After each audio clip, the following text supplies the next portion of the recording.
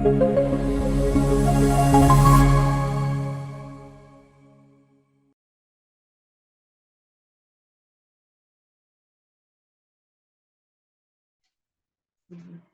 buenas tardes a todos, es un placer saludarlos.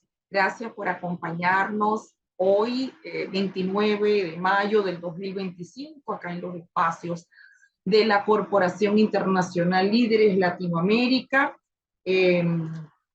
en nuestro diplomado virtual de integración sensorial en TDAH y autismo. Ayer pues iniciamos nuestro módulo referido al autismo, definición, criterios clínicos además de los procesos de comprensión de sus características. Y ahora pues vamos a ir desglosando estas alteraciones sensoriales del autismo. Para ello entonces me permito pues agradecer a todas las personas que nos están saludando por el chat, pero sin embargo, gracias por sus saludos, pero debo cerrarlo para que iniciemos nuestra clase del día de hoy. Ya más tardecito pues lo abrimos para las inquietudes que ustedes puedan tener. Vamos a escuchar ahora una cápsula de las alteraciones sensoriales en autismo y lo vamos a ver pues con una terapista ocupacional que nos va a dar el abordaje para la sensibilización. A tu hijo no le gusta tocar. De las alteraciones sensoriales y cómo comprenderlas en el autismo. Vamos a verlo.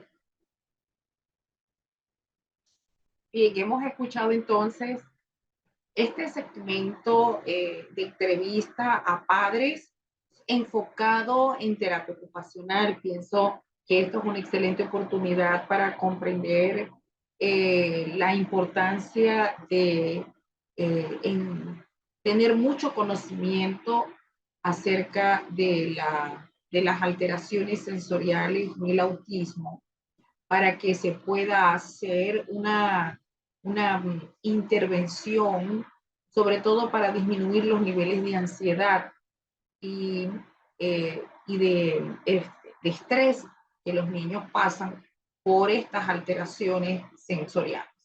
Entonces, vamos a ir explicando por qué se suceden estas alteraciones, cuáles son sus manifestaciones, y de esta manera pues vamos a compartir nuestra pantalla.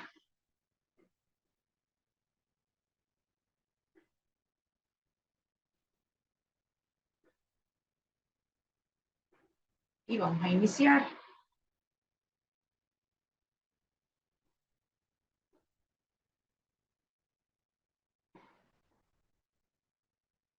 Ahora sí se ve bien. Las alteraciones sensoriales tienen diversas etiologías. No podemos distinguir una sobre las otras, pero sí conocemos que es de etiología multifactorial. Esto quiere decir que pueden haber factores genéticos, ambientales, neurológicos, que pueden acompañar a estas alteraciones para su aparición. Lo más frecuente es que pueda ocurrir en niños que no tienen antecedentes. También pueden ocurrir a niños con el antecedente de la prematuridad, niños con TDAH y con autismo,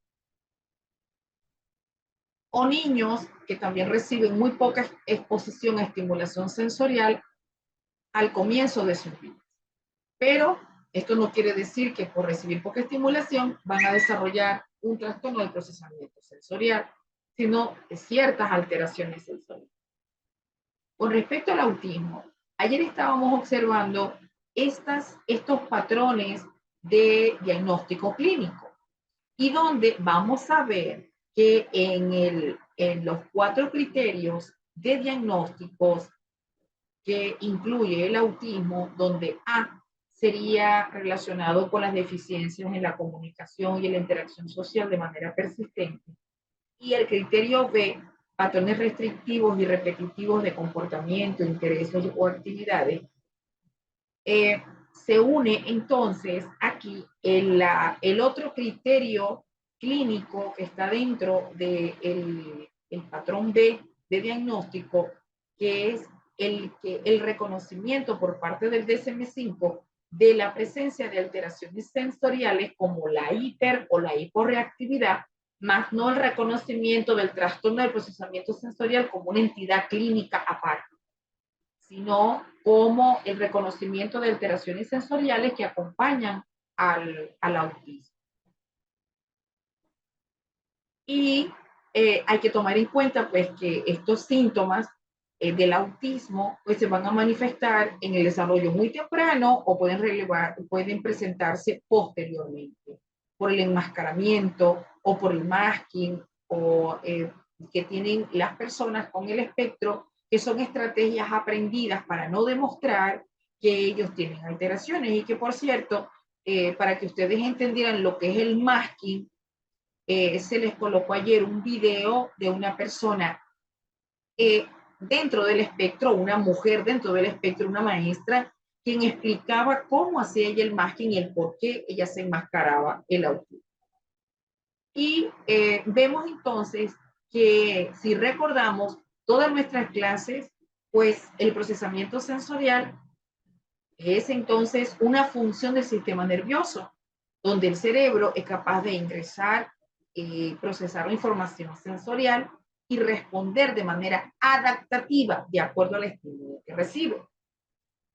El procesamiento sensorial implica entonces cómo se organizan estos estímulos del exterior al interior del cuerpo para darle sentido y para procesar una respuesta adecuada a este entorno.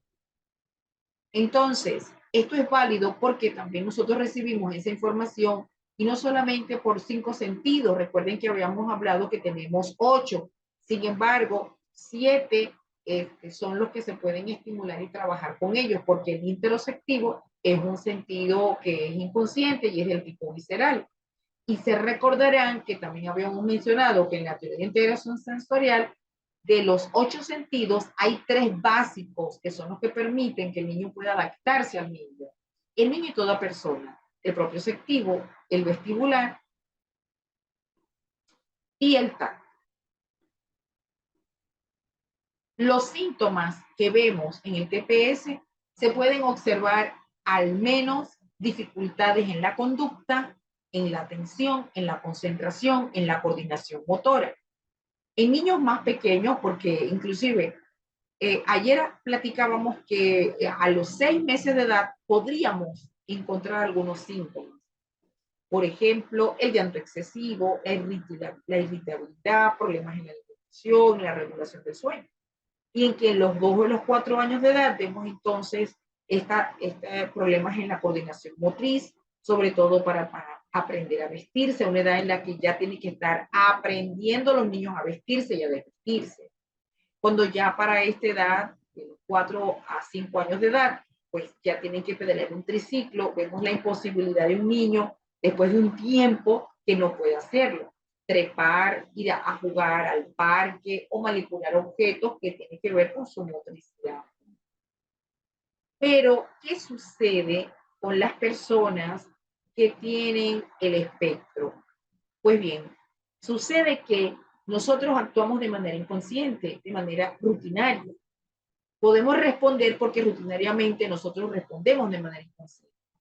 Sin embargo, las personas con alteraciones sensoriales, todo lo consciente está demasiado consciente.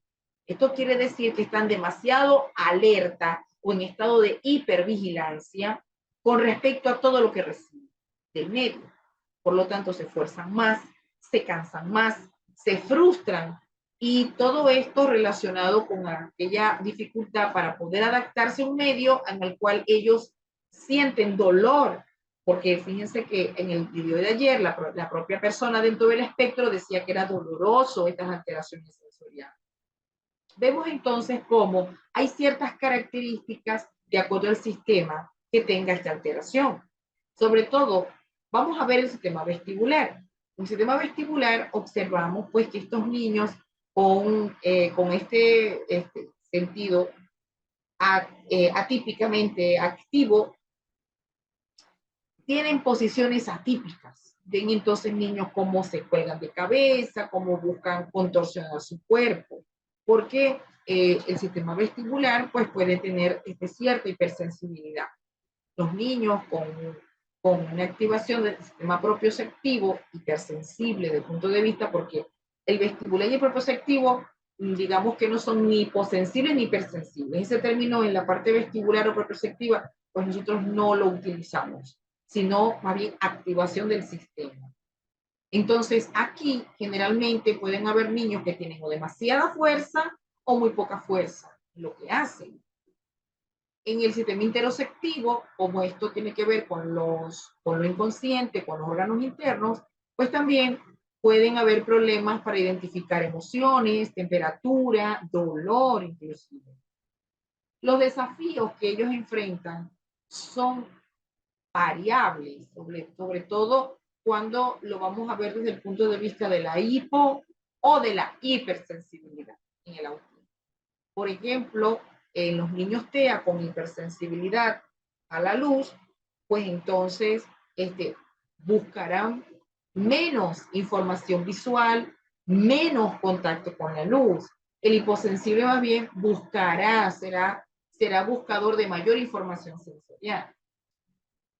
Por ejemplo, pues yo recuerdo un niño, me llamaba mucho la atención, un chiquito que vi el año pasado, que yo recuerdo que yo tengo aquí una tabla, una mesa lumínica, en la cual pues se apagan las luces, se coloca todo el cuarto a oscuras y se le coloca la mesa, se le prende la luz a la mesa y esa mesa se tiene que iluminar.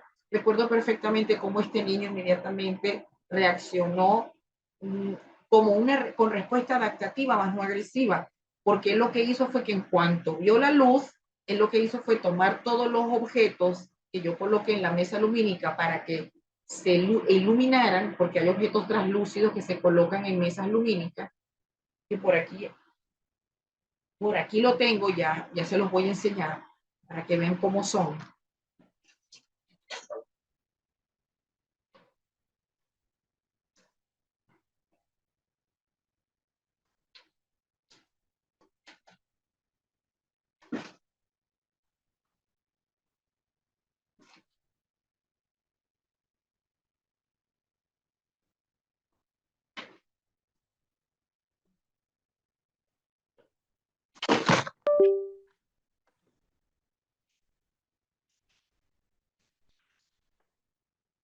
Vamos a mostrar aquí ya algunos objetos. Me recuerdo que este niño, yo le coloqué para saber cómo respondía a la mesa. Es una tabla que se enciende con una luz LED. Yo recuerdo pues que le estaba colocando estas figuras geométricas que ellas se iluminan, o sea, es translúcido al momento pues que se va con la luz, reacciona con la luz. Entonces, claro, se le van mostrando diversas figuras geométricas, fíjense, ¿no? Entonces tenemos de diversos colores. Y recuerdo que el niño agarró todas esas figuras geométricas, se las llevó hasta la silla y se apartó de la mesa y no quiso trabajar en esa mesa lumínica, ¿no? Ahí me demostró su hipersensibilidad. Quiere decir que a él le agradan ciertas figuras siempre y cuando no brillen. Otros, pues, otros elementos, también esto me recuerdo perfectamente que se le colocaban pues este tipo de paletitas, ¿sí? Para el reconocimiento en la mesa, para que él pudiera trabajar, ¿no? eh, porque esto, por ejemplo, cuando se le coloca la luz superpuesta, genera entonces el tercer color. Y recuerdo perfectamente pues que él rechazaba, ¿ve?, el color. Entonces esto es un efecto lumínico para que con respecto a la luz nos diga el tercer color que sale. Entonces rojo y azul, ¿qué color me da? Y aquí nos da el color. Aquí está el tercer color que se ve en el medio. Entonces él prefería trabajar con otros elementos que no fueran lumínicos. Luego tenemos los niños hiposensibles o hipersensibles a nivel auditivo, ¿no? Este tipo de niños, por ejemplo, son niños que en particular tienen la característica de el muy hipersensible, puede ser sensible a algunos ruidos, no a todos. Así tenemos, pues, pueden ser hipersensibles a la licuadora, a la secadora o algunos otros ruidos del hogar, las cornetas o bocinas, donde ellos puedan ser sensibles. Sin embargo, no todos los ruidos para ellos les afectan. Ahora, el niño hiposensible es un niño que va a buscar mayor estimulación de sonido, y entonces son los niños que hacen extremados ruidos, sacan sonido de cualquier objeto o cualquier material para poderse estimular.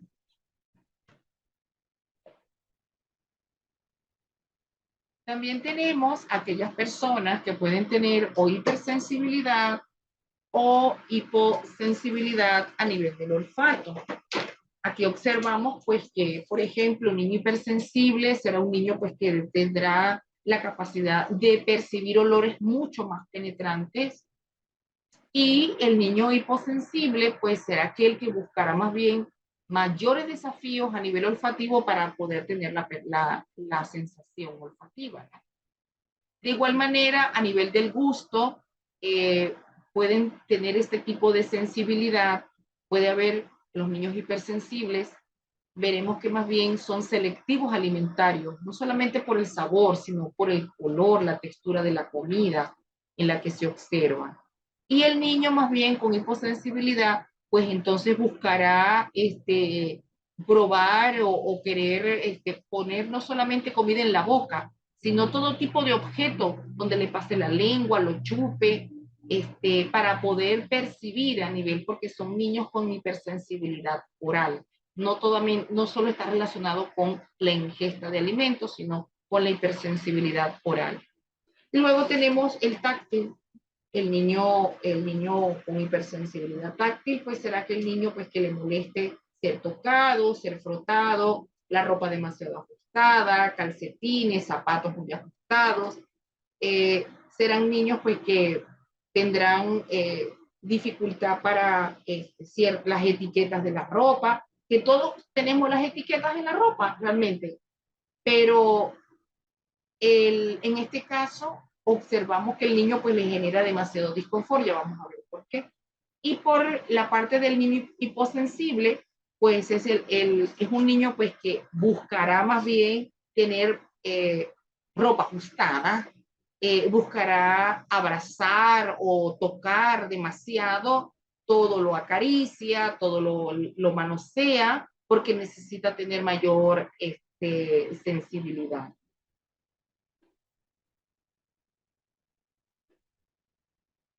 Con respecto a la parte vestibular, pues observamos niños que en este particular, sobre todo, puede haber problemas para poder organizar su cuerpo tanto estático como en movimiento.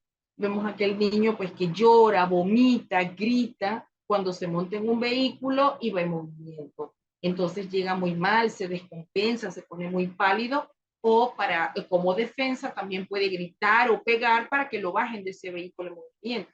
También he visto, porque tuve un paciente que había que manejar el vehículo no más de 10 kilómetros por hora, porque si tenían que aumentar la velocidad, el niño de inmediatamente entraba en crisis, porque no soportaba todo ese movimiento, ¿no? Imposible sacar un vehículo así. O niños pues que necesitan demasiado movimiento, de estar brincando, saltando, y son inclusive niños que pueden tener mayor preferencia por actividades que pueden ser peligrosas. Entonces, por eso es tan importante ir comprendiendo las conductas que se observan, porque el niño o la niña dentro del espectro va a tener un problema para poder comunicar de alguna forma las necesidades que tiene. Por eso es tan importante que toda conducta también debe ser interpretada como una forma de comunicación. Es por eso que es importante conocer el perfil sensorial. El perfil sensorial es un instrumento estandarizado que evalúa los patrones de procesamiento sensorial en el contexto en que se desenvuelve el niño. Esta información a través de este perfil sensorial va a poder determinar qué es lo que puede favorecer o dificultar que el niño pueda desenvolverse en actividades diarias. Por eso es fundamental hacer aplicar este tipo de entrevistas. Para ello se hace porque la estadística nos indica que un poco más del 96% de los casos de niños y jóvenes, así como adultos con autismo, experimentan estas alteraciones o estas diferencias sensoriales y que ciertamente pues le va a impactar su vida. Observamos pues que con estas personas pueden tener pues también indiferencia al dolor, a la temperatura y pueden también tener un excesivo interés en oler o tocar o fascinación visual por luces, objetos que brillan o que pueden girar. Yo tuve un paciente, recuerdo este año, el año pasado, a finales del año pasado, que durante el examen, pues por alta temperatura había que colocar un ventilador y recuerdo que yo lo coloqué en un extremo para que no le llamara la atención, pero por lo menos para que tuviera clima. Y recuerdo que durante el examen el niño se sentó literalmente al frente del ventilador solamente a ver las aspas moverse. Entonces allí me daba pues, mucho para ver de sus características como interés restringido o uso alteración sensorial. Sin olvidar pues que nosotros en la clasificación del trastorno de procesamiento sensorial describimos estos tres.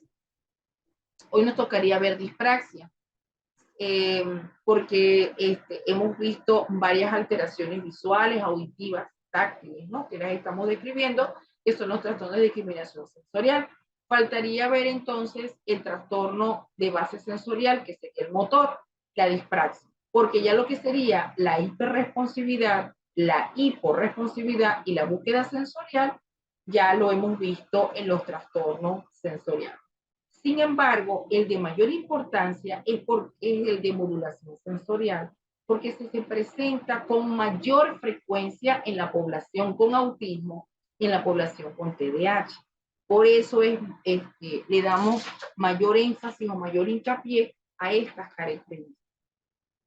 El trastorno de la modulación sensorial en el autismo, vemos que él se va a caracterizar sobre todo por una dificultad para regularse desde el punto de vista emocional.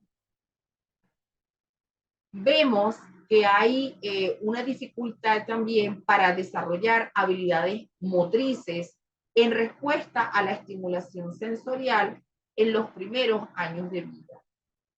Vemos entonces que un niño hiperresponsivo o hipersensible dentro del espectro autista tendrá un umbral muy bajo, es indirectamente proporcional. Mientras el umbral sea más bajo, mayor es la respuesta exagerada, más rápida, más intensa, inclusive un poco más duradera, donde la persona tiene una respuesta atípica y no solamente en un sistema sensorial, sino que puede ocurrir en uno o más sistemas sensoriales. ¿Cómo se ven estas manifestaciones en las personas dentro del espectro? Pues ellos pueden tener sobrereacciones desproporcionadas al estímulo.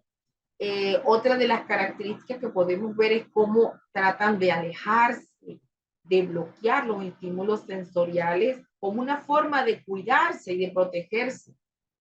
Y también pueden actuar cuando el estímulo sensorial es muy abrumador, ojo, y repito, muy abrumador, pueden responder de manera agresiva con las personas. No son agresivos, sino cuando el estímulo es abrumador.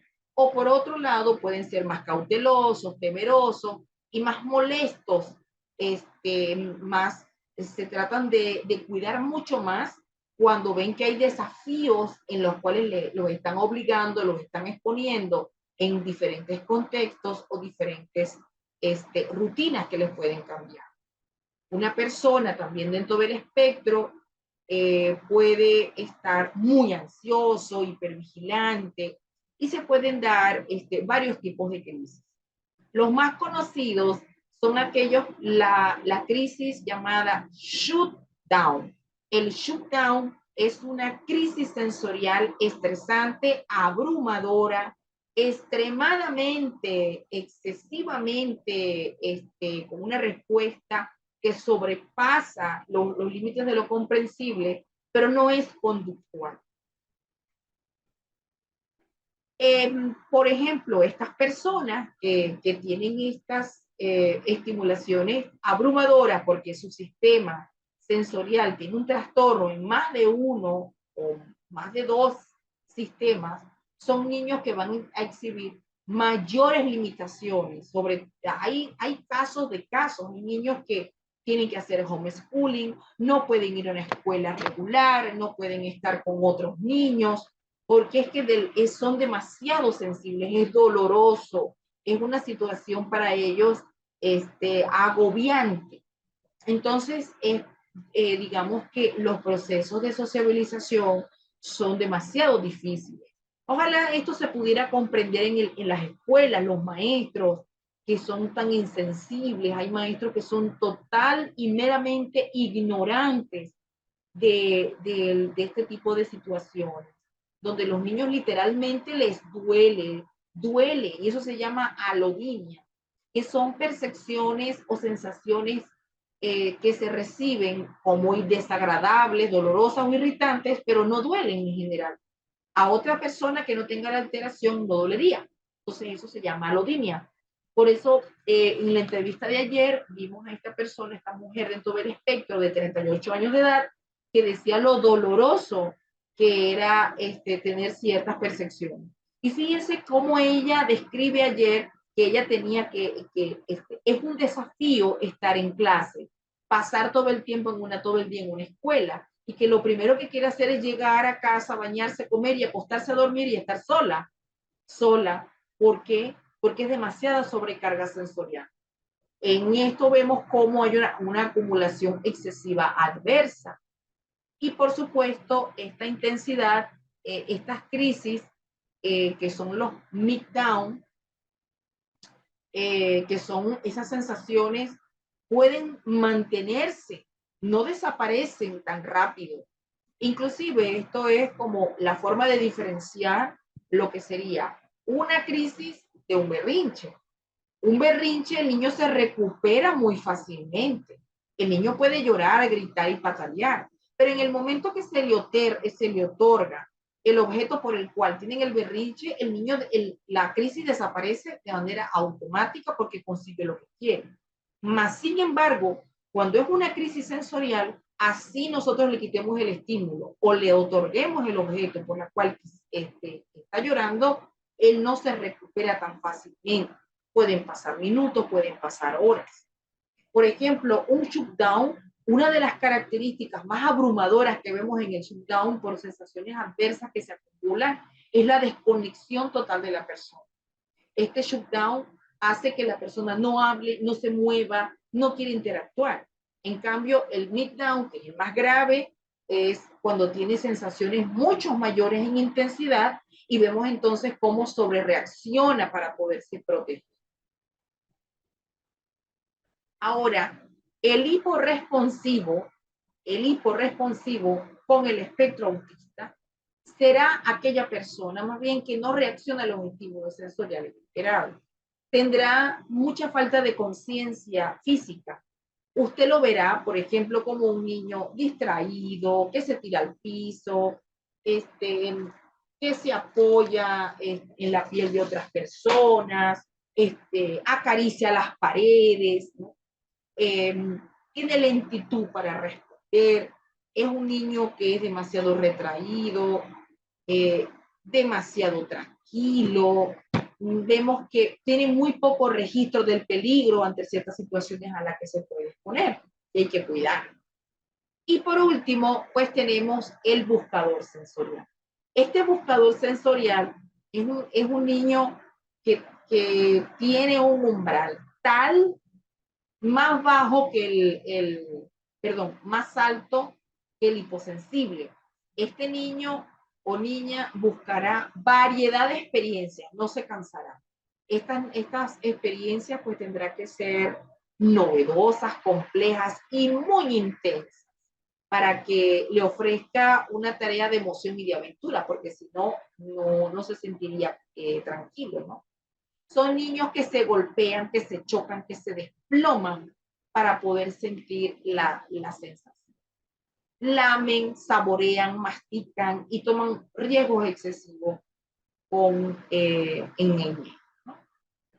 Ahora, ¿cómo se hace la evaluación del procesamiento sensorial? ¿Qué es lo que hay que hacer?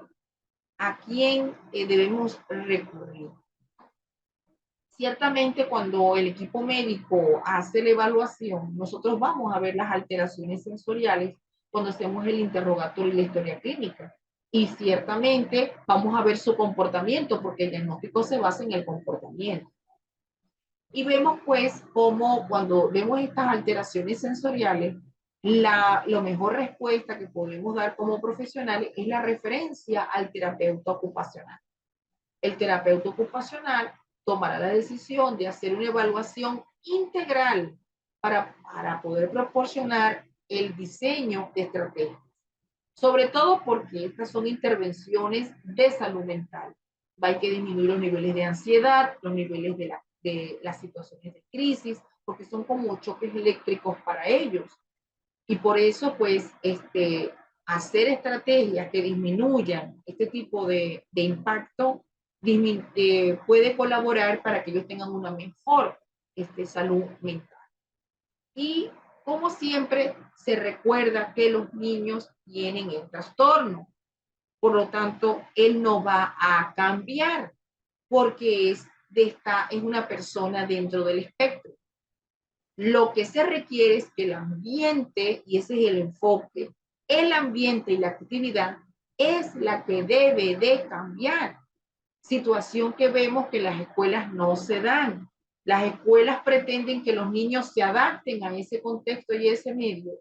Y es la escuela y el entorno natural del niño, los cuales tienen que hacer adaptaciones para que el niño pueda adaptarse allí con la menor presentación de crisis.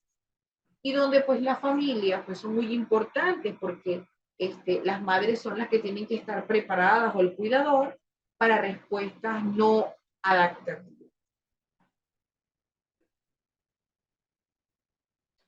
Muy bien. Vamos entonces a mostrar y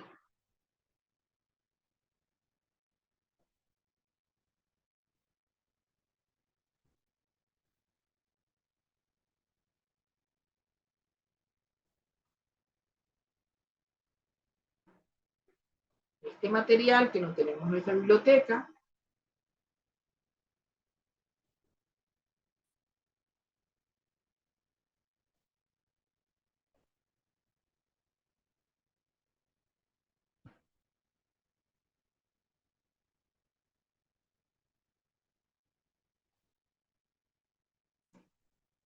Este material que lo tenemos en nuestra biblioteca, que le vamos a enseñar, este material es excelente para lectura porque es una guía corta de la integración sensorial en el autismo. Esto está en nuestra biblioteca virtual para aquellas personas pues, que accedan a los materiales. Aquí este material con apoyos visuales nos da una explicación también muy amigable con respecto a las distintas alteraciones sensoriales pues, que tienen los niños. Lo ven. Muy bien. Vamos a hacer un caso práctico. En este caso práctico,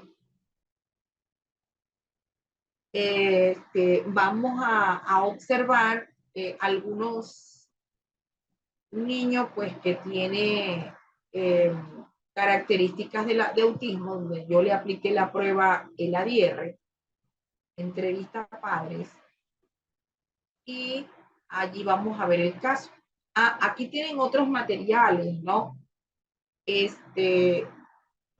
Tienen un artículo para que se comprenda la nueva clasificación del DSM-5.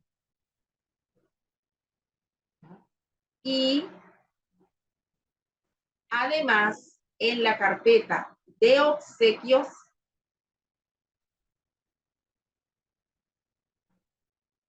tienen una guía que es del método Montessori. A mí me gusta esta guía porque es bastante nutrida y en esta guía tiene la metodología para poder aplicar actividades de índole sensorial, una guía práctica del método Montessori con 100 actividades para realizar en casa para niños de 0 a 6 años de edad.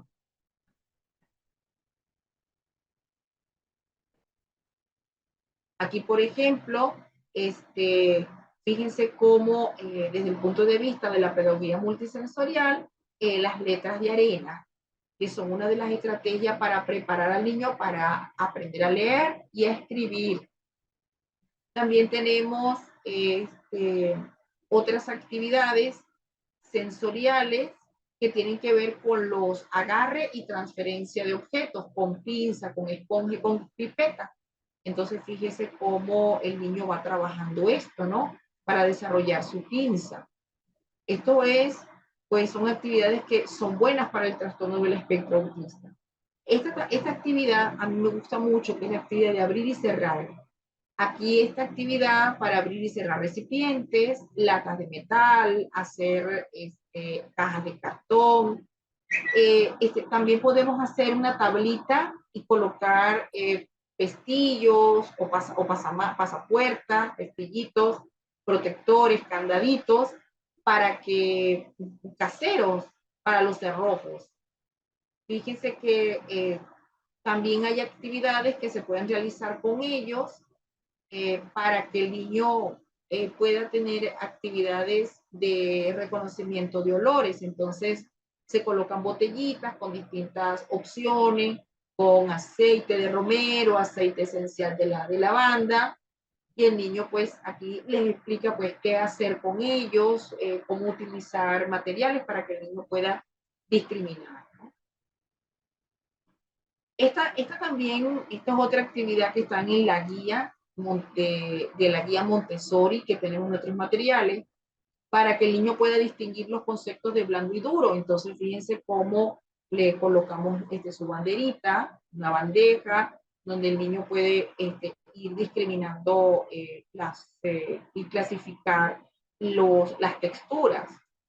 Esto es una guía de 246 páginas. También la funda de las almohadas, ¿no? Que puede servir como la realización de bolsas misteriosas para que se le puedan colocar diversas texturas, ¿eh? Y entonces el niño, sin saber qué hay allí, se prepara la bolsa misteriosa y va organizando el reconocimiento de textura.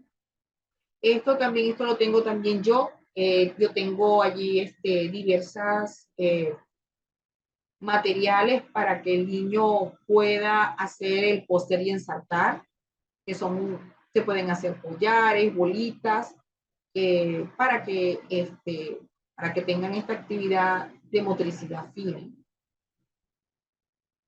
Esta actividad a mí me encanta porque esta actividad le genera al niño el poder tener un poco más de noción de cantidad, lo que es mayor, lo pequeño, y también la noción de poder diferenciar los objetos. Entonces, por ejemplo, tenemos las cajas de colores, ¿verdad? La torre rosa, que tiene 10 cubos, y aquí pues te dice cómo organizar la torre rosa, los cilindros de botones, para que nosotros podamos señalar cuál es el más pequeñito, lo vamos insertando, las muñecas rusas, que también es otra estrategia maravillosa que podemos tener en casa. Y bueno, y aquí hay muchas actividades que ustedes pueden disfrutar, ¿verdad? Así como, ya que estamos en integración sensorial, entre los materiales que tenemos está el libro de Jane Eyre, de la integración sensorial en el niño. Esta es una edición, el primer libro, la edición del libro de ella, lo tenemos en nuestros materiales, ya está abriendo. Se detuvo la descarga.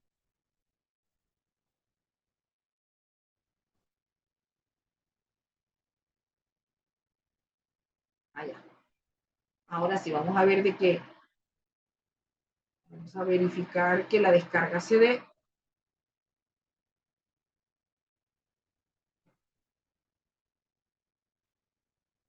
Ahí va.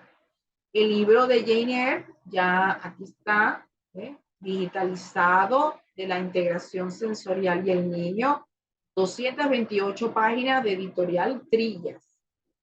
Maravilloso el que podemos, pues, leerlo y tenerlo, porque esto es un libro de referencia para estudiar integración sensorial.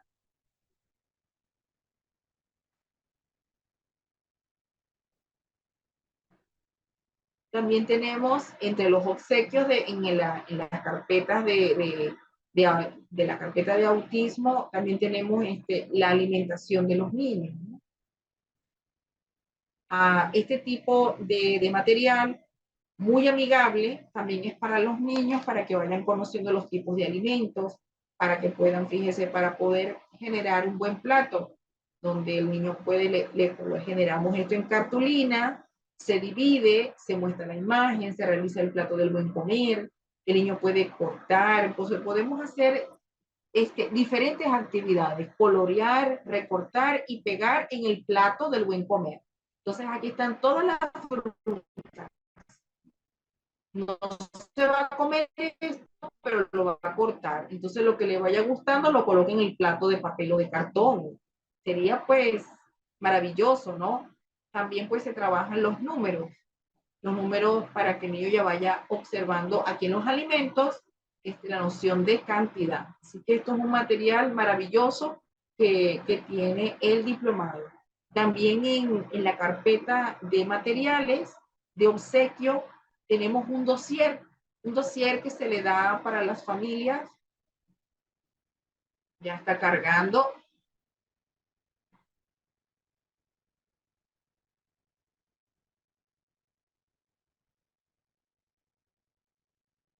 ¿Ah? Este dossier de integración sensorial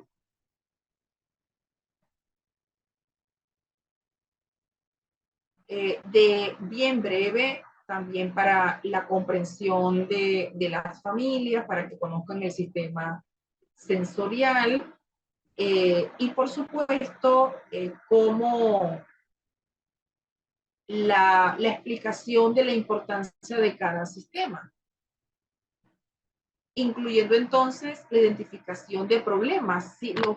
Los signos que tenemos que tener en cuenta para la identificación de problemas. Este dossier es excelente.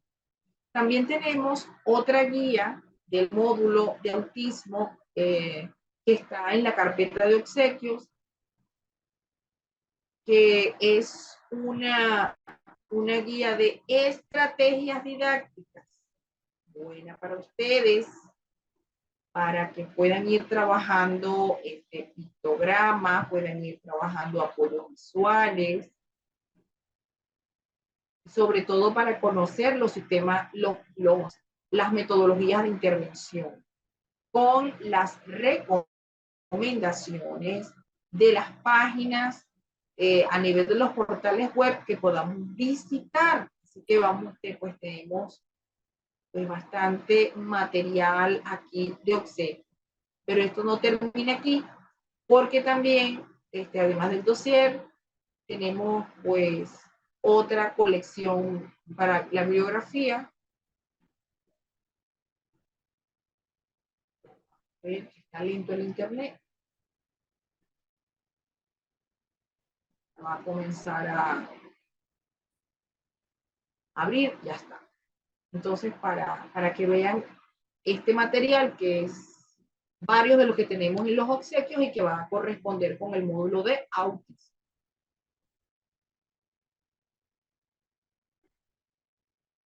Okay.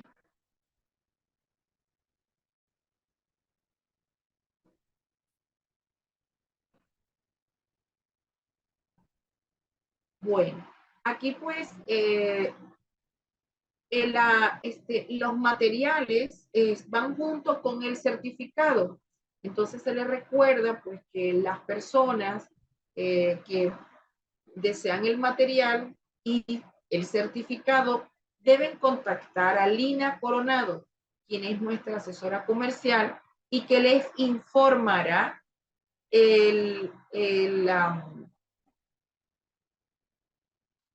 la forma en que pueden pagar sus materiales. Entonces, es importante comunicarse con Lina. Daniela, me estás diciendo que dentro de los materiales hay una presentación que no tienes. Bueno, Daniela, dime cuál carpeta, cuál material, porque tenemos aproximadamente como unas 10 carpetas. Me dices que la presentación de ayer, pues déjame ver si la tengo integrada allí y con gusto déjame completarla. Muy bien. Ya para esta hora vamos a nuestro receso y al regreso vamos a trabajar un caso TEA, un caso práctico para que podamos observar las alteraciones sensoriales. Y ya regresamos.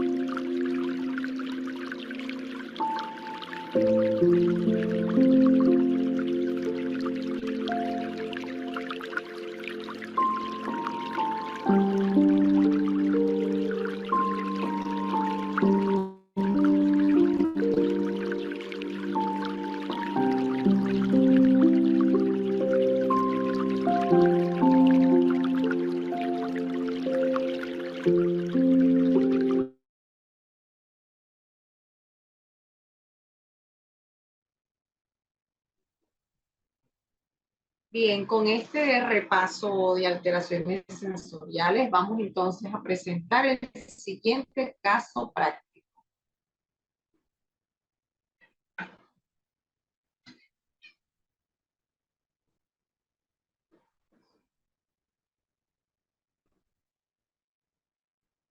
Vamos a ajustar la pantalla para que se vea mucho mejor.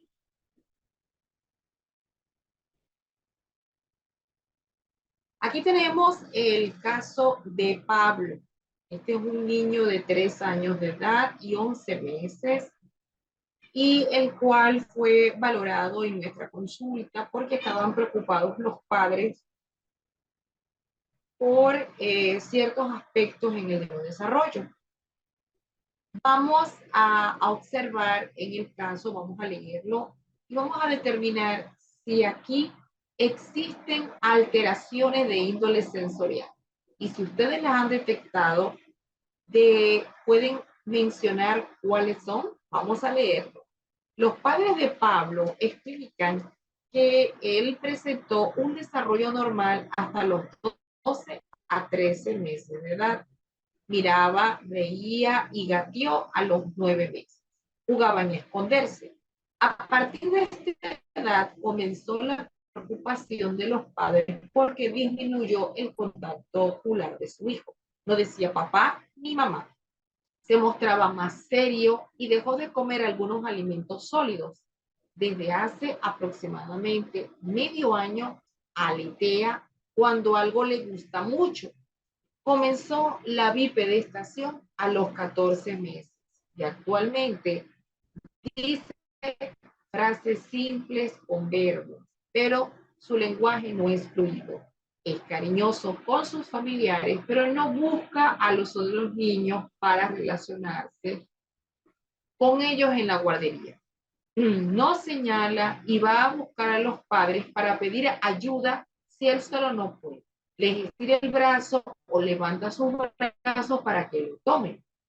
Come alimentos triturados, rechaza alimentos sólidos que antes comía y todavía mama de su mamá para dormirse o cuando esté enfermo, porque lo ayuda a relajarse.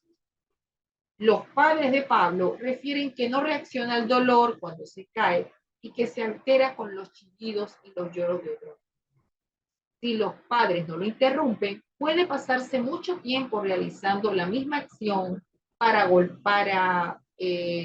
y la cual se torna muy repetitiva. Juega muy poco de manera simbólica y utiliza los juguetes para golpearlos continuamente contra el suelo o la mesa. En ocasiones realiza juegos funcionales. Le gustan los objetos redondos y reacciona con intensas rabietas si se los quitan de las manos. Y los padres refieren que cuando lo cambian de rutina, reacciona protestando o con rabietas. Ya desde hace un año empezó Pablo en una escuela ordinaria y anterior a eso asistía a una guardería con pocos niños y tenía una adaptación lenta. Solo quería ir al patio y allí corría de arriba a abajo. De acuerdo al caso, ¿ustedes detectan alguna o algunas alteraciones sensoriales? Vamos a ver.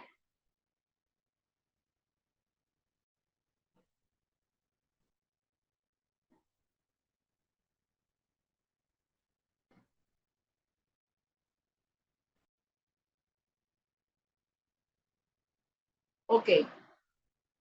Fanny nos dice hipersensibilidad al ruido. Muy bien, Fanny. Muy buena respuesta. ¿Qué te parece si lo hacemos de manera de poder observar conducta y determinarla? Más que decir hipersensibilidad, nosotros nos estamos preguntando si es hiposensible o hipersensible. Estamos preguntando si usted detecta alteraciones sensoriales. Por lo tanto, la conducta es lo que lo dirá. Entonces, si hablamos de hipersensibilidad, estamos hablando ya de un diagnóstico. Por lo tanto, es mejor observar dónde podemos encontrar algunas alteraciones de índole sensorial. Entonces, aquí me dicen de la audición y del gusto. ¿Cuáles son las alteraciones sensoriales de la audición y del gusto? Muy bien, Ali. Excelente. Esa es la respuesta correcta. Hablar de hipersensibilidad, de que es un diagnóstico clínico, es lo más recomendable siempre es detectar la conducta para poder establecer si hay o no este tipo de alteraciones. Será entonces el equipo de profesionales quien detecte si hay o hiposensibilidad o hipersensibilidad o ser buscador sensorial. Porque en este sentido no estamos aquí para hacer ese tipo de diagnóstico, sino para la detección. Entonces resulta que el niño me está mostrando unos cambios a nivel de la conducta alimentaria. Cambios a nivel de la conducta alimentaria, donde el niño antes comía, ingería ciertos alimentos sólidos y luego los dejó de consumir porque prefiere los alimentos triturados. Entonces yo no puedo decir que haya ni hiposensibilidad ni hipersensibilidad a nivel de eso, porque es ese tipo de conducta no es ni hipersensible ni hiposensible. Es una selección alimentaria por textura. Entonces, cambia los alimentos sólidos por alimentos triturados. Entonces, digamos que tiene una selección alimentaria. Fíjense que es mucho más fácil estar colocando etiquetas diagnósticas, ¿verdad? Hay que acostumbrarse a no hacer eso. Muy bien. Veamos.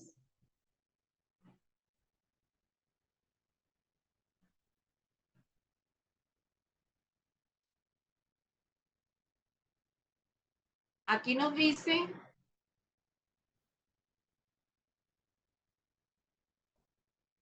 muy bien, Fátima. Fátima nos está refiriendo a una conducta que, que se altera con el chillido y lloros de otros niños. Fíjense que hay sí entonces una alteración sensorial del tipo auditiva y específicamente con los chillidos y lloros de otros niños. Es muy importante hacer este tipo de distinción porque es allí donde nosotros preguntamos si se presenta otro tipo de ruido, el papá es capaz de decirnos si le molesta, si le molesta el ruido de la licuadora, de la secadora o cualquier otro ruido para irlo determinando. Porque fíjense que solamente lo están señalando para los chillidos y los lloros de otros niños. Muy bien. También Fátima nos habla que no reacciona al dolor cuando se caen. Entonces también nos está hablando de que hay alteraciones de índole sensorial por no tener esta sensibilidad de los receptores del dolor a nivel táctil. Muy bien, excelente.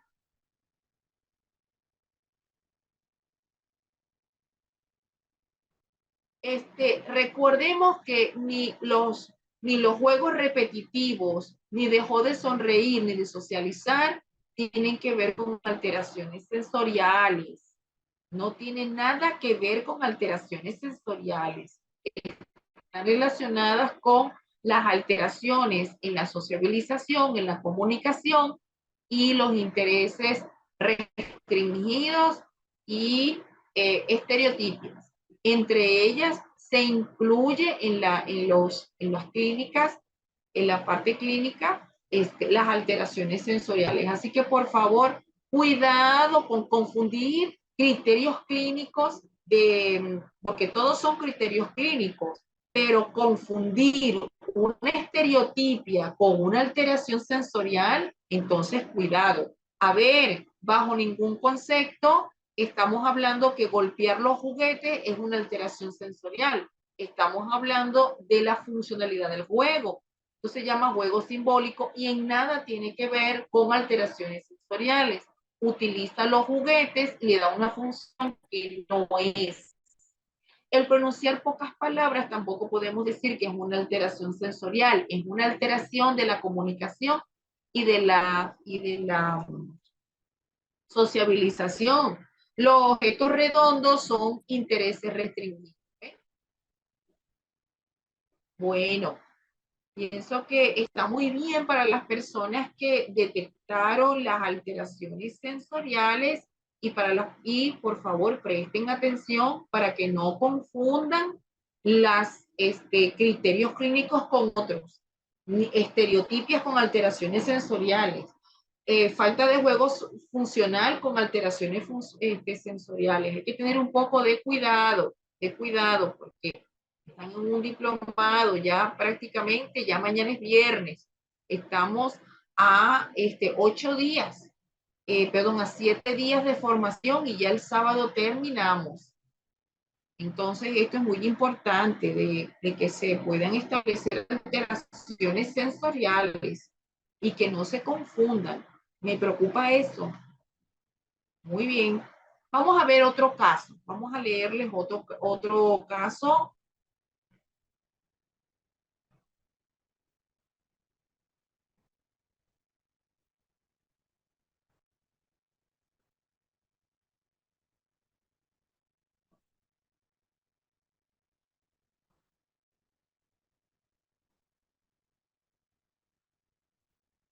Ya vamos a abrirlo.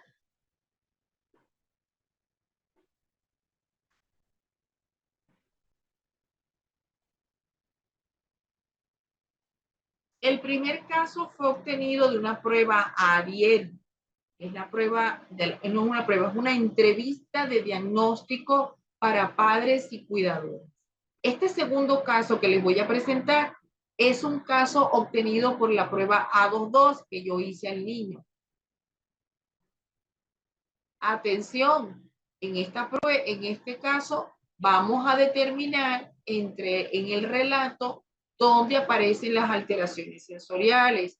Mucho cuidado nuevamente con confundir las manifestaciones clínicas y cambiarles el nombre cuando tienen ya una categoría. Tenemos la presentación de un chico llamado O, de 6 años y 5 meses. O es referido al centro para realizar una valoración psicológica.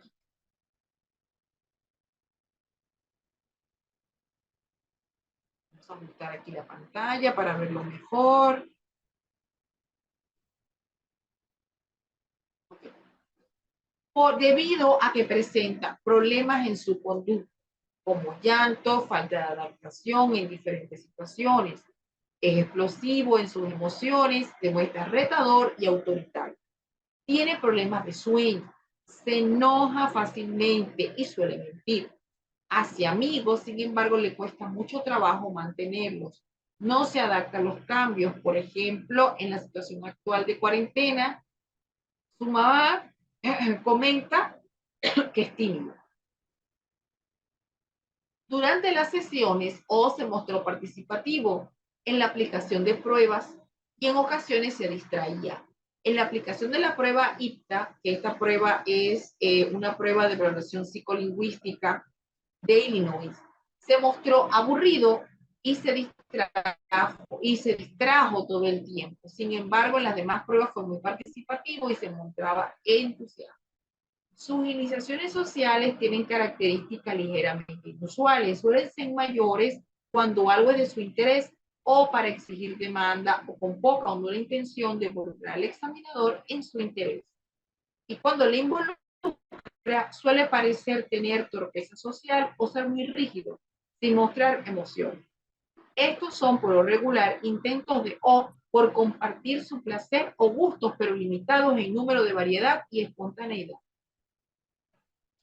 Mira a los ojos cuando se le habla, establece sonrisa social regularmente al saludar o en respuesta a la sonrisa de las personas.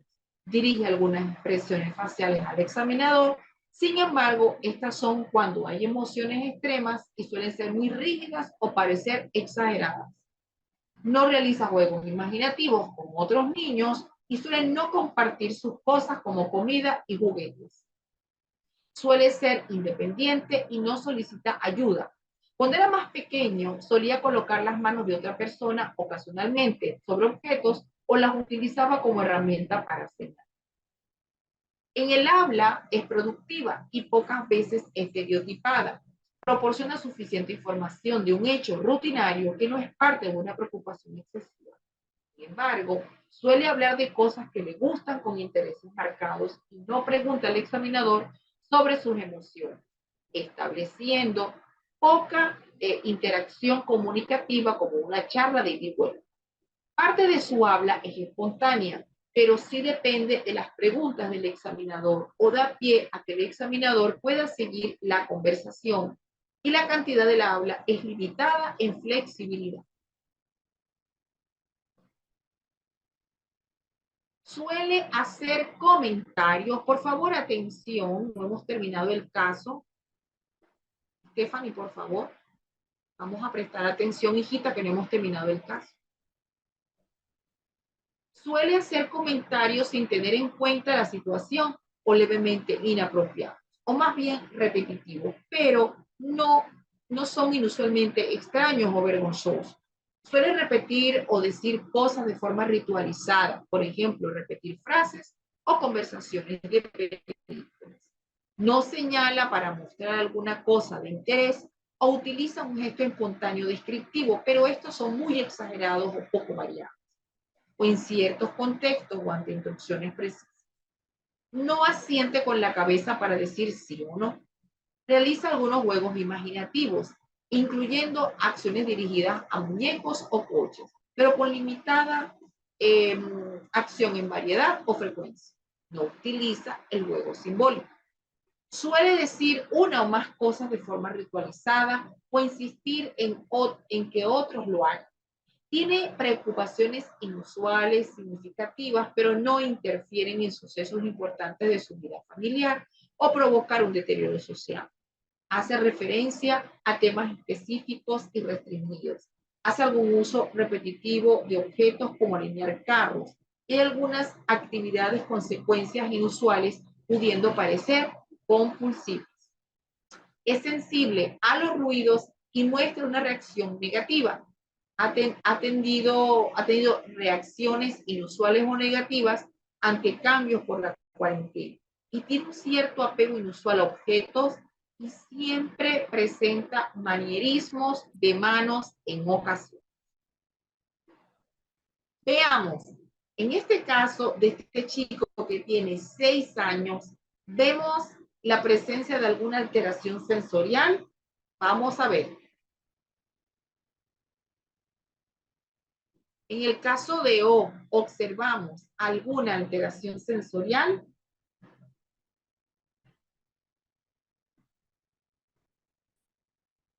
Muy bien, Denny. Es sensible a los ruidos.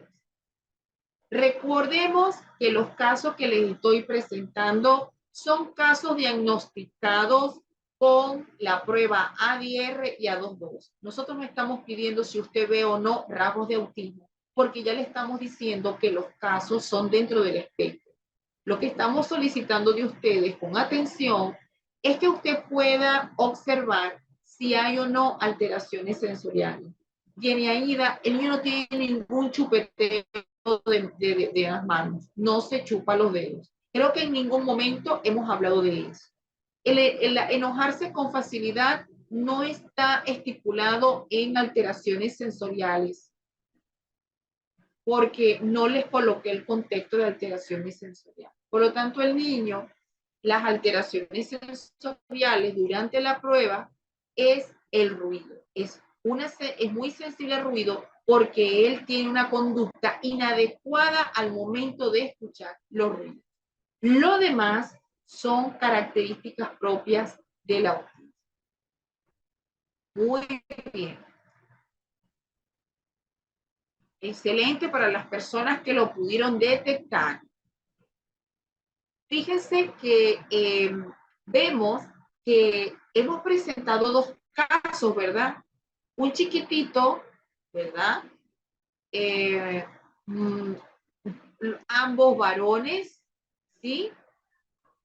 Uno de 3 años y 11 meses y otro de 6 años, Pablo y O. Y fíjense pues el tipo de alteraciones sensoriales que vemos, ¿no? Fíjense que el más chiquitito observamos que había mayor cantidad de alteraciones sensoriales. Los dos tienen TEA, pero el más pequeñito tiene mayor cantidad de alteraciones sensoriales. El mucho más pequeño tiene menor capacidad de adaptación, ¿verdad? Entonces, en el caso de O, tiene alteraciones sensoriales que le generan unas respuestas no adaptativas, sobre todo para el ruido. Más sin embargo, no tenemos claro qué tipo de ruido, porque no especificaron los padres en la prueba.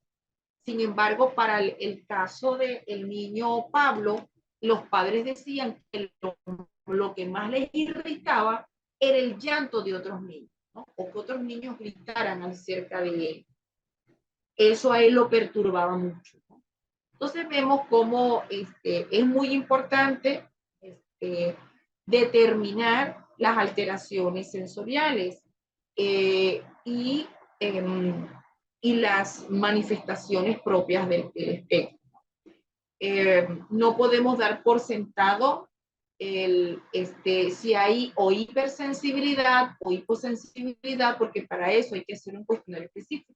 En el caso de O, en el caso de Pablo, ellos son niños que fueron a prueba sensorial. Entonces, cuando se les detecta la prueba sensorial, allí podemos determinar la hiposensibilidad o la hipersensibilidad y determinar de acuerdo al cuestionario de perfil sensorial número 2 si los cambios en la conducta o la habilidad emocional que pueda tener es por las alteraciones sensoriales dependiendo de uno o varios sistemas. Por eso lo tenemos que comprobar directamente en el perfil sensorial número 2. Entonces, no podemos decir no a nada, pero sí determinar cuáles de esas alteraciones se presentan, bien sea en la escuela o en el lugar. Muy bien, ya mañana vamos a iniciar con el TDAH. Vamos a ver entonces lo que serían las características clínicas del TDAH, los criterios clínicos, diagnósticos, y vamos a ver las alteraciones sensoriales del TDAH, donde tenemos la certeza por publicaciones científicas que no son tan extensas como la del autismo, pero sí hay evidencia científica de que mucha de la conducta que tenemos en el niño o TDAH o la niña TDAH también está relacionado con estas alteraciones sensoriales que tienen en el entorno. Muy bien, Alexandra nos pregunta, Alexandra,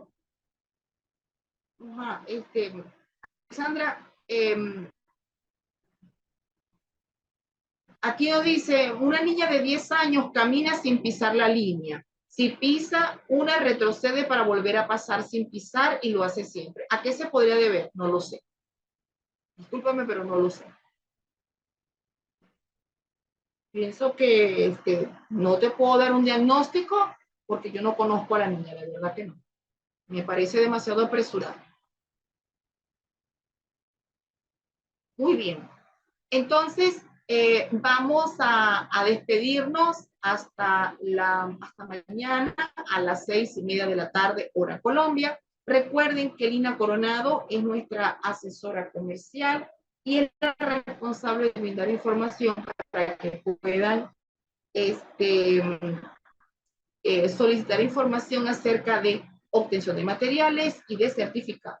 Recuerden que hasta el sábado es nuestra oferta, así que contacten a Lina para mayor información. Hasta mañana y que